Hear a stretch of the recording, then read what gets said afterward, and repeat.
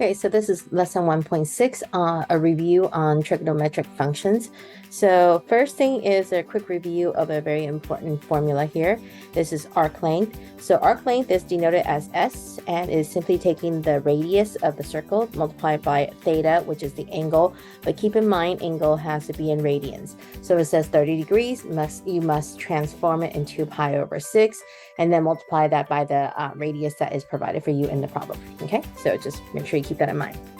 All right, so we have three trig inverse functions, three basic trig inverse functions. There's sine inverse, cosine inverse, and tangent inverse. The inverse functions are really a way for us to figure out what angle am I talking about. So inverse is just another way to say, hey, what is the angle that I'm referring to for this y value or for this x value or for this sine value for this tangent value. So keep in mind that for sine inverse, so I'm going to color code right now, so see if you want to color code with me.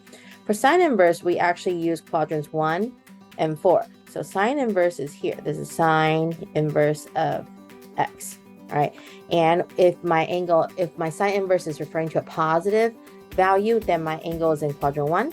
If my sine inverse is referring to a negative value, we're in quadrant 4, but keep in mind it's going to be a negative angle. So you don't say 11 pi over 6, you say negative pi over 6, all right? Tangent inverse actually is the same as sine inverse. So both of them reside in quadrants 1 and 4. So if it's positive, it's in quadrant 1. If it's negative, it's in quadrant 4.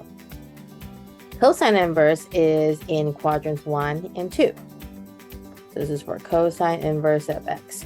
All right, so cosine inverse, if it's positive, it's in quadrant 1. And if it's negative, it's in quadrant 2. So you notice in this picture here, then quadrant 3 is never used. So your answer will never be in quadrant 3 unless you are specifically asking for the second value in quadrant 3, which we'll talk about in a minute here, okay? So a normal trig function, a normal unit circle has quadrants 1, 2, 3, and 4. So right here in the example, it says find all the trig values of the angle given to with a given condition. What do I know? Well, we usually give you a little bit more information here, right? So we tell you that, hey, tangent is negative. So when is tangent negative? Well, tangent is negative in quadrants 2 and 4, right? And then sine is also negative because it says it's less than 0. So sine is negative in quadrants 3 and 4. So that tells me that my picture, my triangle, my angle resides in quadrant 4. That also tells me then if I were to draw this picture out, because you usually want to draw a triangle to kind of reference this. To draw the reference angle, you start from 0, 0, because your point is in quadrant 4. So it's going to be down here somewhere. It's quadrant 4, right? So you go out to the right and you go down and then connect back to the original, to the origin to create your theta. That's your theta. And that is your final point right here. Why is that helpful? That's helpful because now we can use that picture to organize my information and figure out what the other values are. So if tangent is opposite over adjacent, opposite is 1, adjacent is 3. Which one is negative? Well, based on this picture, the 1 will be negative and the 3 will be positive. So again, don't let the negative in the original problem trick you. You have to know which quadrant you are to figure out the negative value. Then we need to use Pythagorean Theorem to help us figure out the missing hypotenuse. So a squared plus b squared equals c squared. So negative 1 squared plus 3 squared equals c squared. That's 1 plus 9 equals c squared. C is square root of 10. Okay, and that's beautiful because now I can use that to help me figure out all the trig values, right? So we're going to write all 6 of them. There's sine of theta, cosine theta, tangent theta, all right? Sine is opposite over hypotenuse, so opposite is negative 1 over root 10. Negative 1 over root 10. Don't forget to rationalize because we don't want to keep the roots on the bottom. So rationalize this and you get your final answer to be negative root 10 over 10. All right. Cosine is adjacent over hypotenuse, so 3 over root 10. Same process as before. We don't want to keep the root 10 on the bottom. So root 10 over root 10 is what you multiply with. So you get 3 root 10 over 10. And lastly, tangent is opposite over adjacent, so opposite over adjacent. So once you have that, the inverse functions are, the reciprocal functions are easy to find. So sine, the reciprocal of sine is going to be cosecant theta. The reciprocal of cosine is secant theta. And then the reciprocal of tangent is cotangent theta. Okay. So what is really useful now is you actually go back to before you rationalize because you don't want to use what you rationalized already and then you'll have to rationalize again. So I go back to the original one, this -1 over root 10, and I reciprocal that. So it's just going to be negative root 10 for the cosecant of theta. Same thing with secant. I'm going to go back to the original one, the 3 over root 10. So then it'll be root 10 over 3. And then for tangent, cotangent will be -3. And that will be your 6 trig values at that angle. Okay.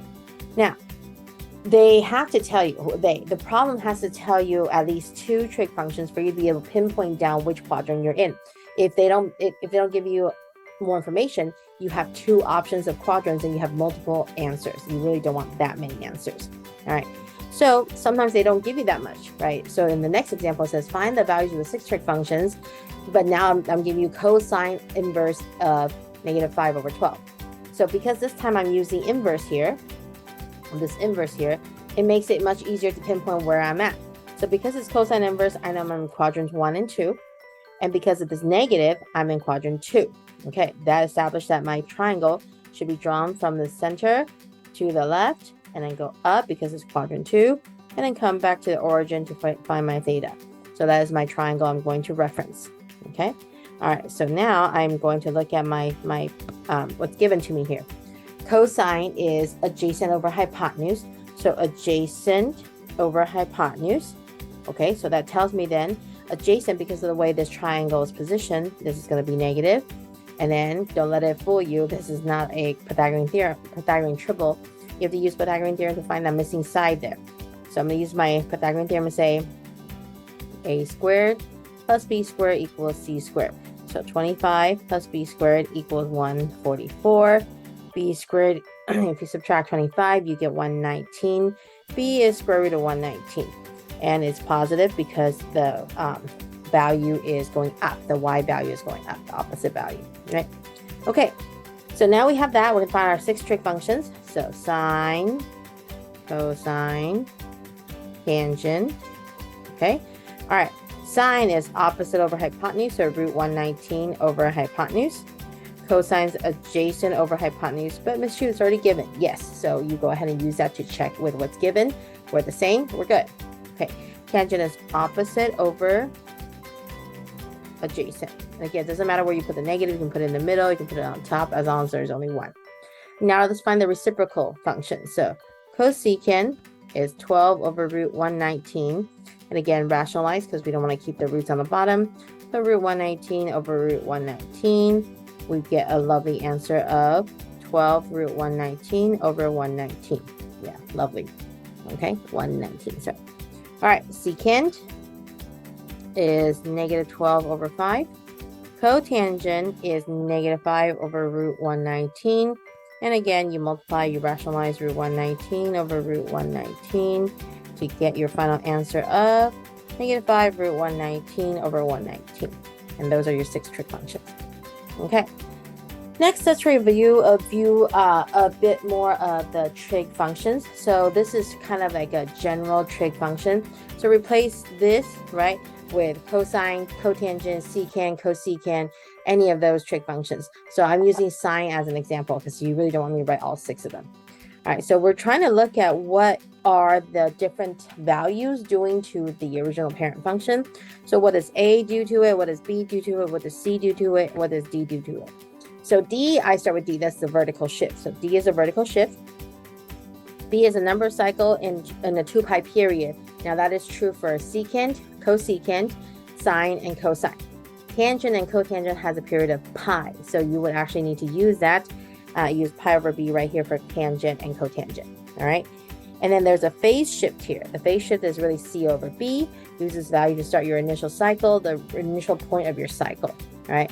And then using the period from step 2, you can draw the whole thing. Then use A for your amplitude. That's the highest and lowest point. So we're going to use a function here, use our example here to kind of remind us of how to do that.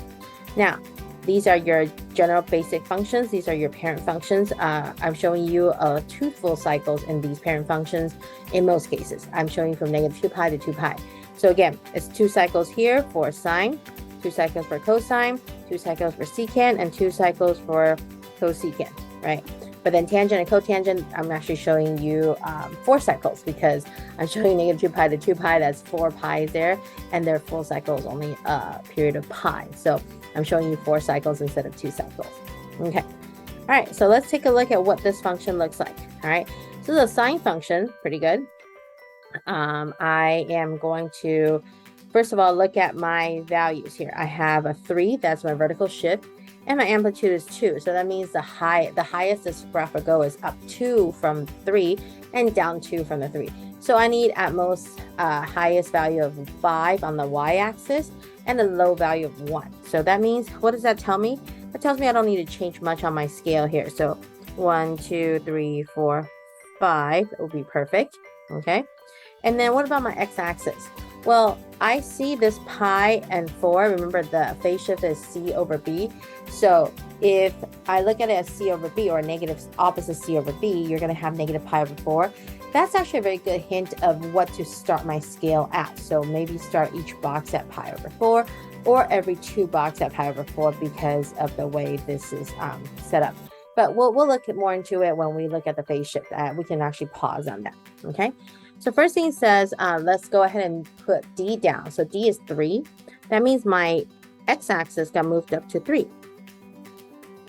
At the minute I put this this x-axis down on 3, it actually already helped me put down my vertical shift. So I don't have to worry about that line. So that's already there. It's actually really nice for me. Okay. All right.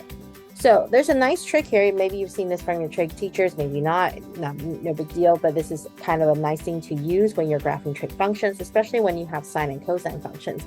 Sine and cosine reside between 0 to 2 pi originally. So this phase shift, what's in the parentheses there, right here, is actually going to help us figure out where my beginning and my end points are if I use a compound inequality. So sine originally resides between 0 to 2 pi. I'm going to put that 4x plus pi in here. Now, if I solve this compound inequality, it's going to help me see where my new starting and my new ending is. So the original new starting was 0, the original ending was 2 pi, right? So I solve for this. I subtract pi on both sides. I get negative pi, and then 4x, and I get pi here. And I divide by 4, so I get negative pi over 4.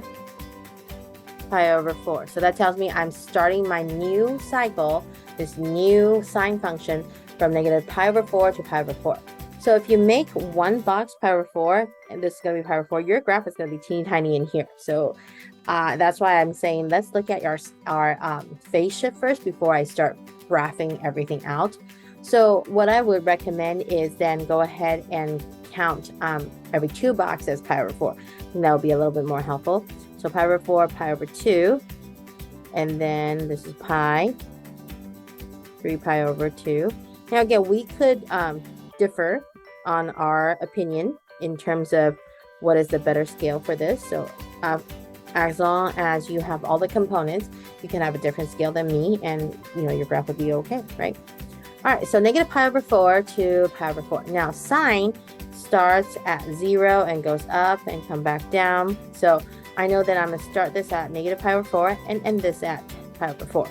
So I'm going to start at negative pi over 4 on my new x-axis. I'm going to end at pi over 4 on my new x-axis. Based on that picture, I know that in between it crosses through the x-axis again. And then last but not least, this 2. This 2 tells me my amplitude went up 2 and down 2. So from here, I go up 2 and I go down 2. So this is actually my original cycle, my very, very first cycle of the sine function, the sine function that I graphed. And then of course, typically your teacher should be asking you to graph a few more cycles. So we're going to go ahead and graph maybe a few more here. Typically what I do on my homeworks, I think, is I try to use up as much space as the graph allows me to, so I can see a full picture. 2 cycles is good, but 3 cycles is even better. And of course, if you can see the whole thing, it's even more awesome. Okay. All right. So please make sure to use this idea and the parent functions presented here to help you graph the functions and kind of remind you of how to graph trig functions as a part of your homework. Okay. All right. That's it.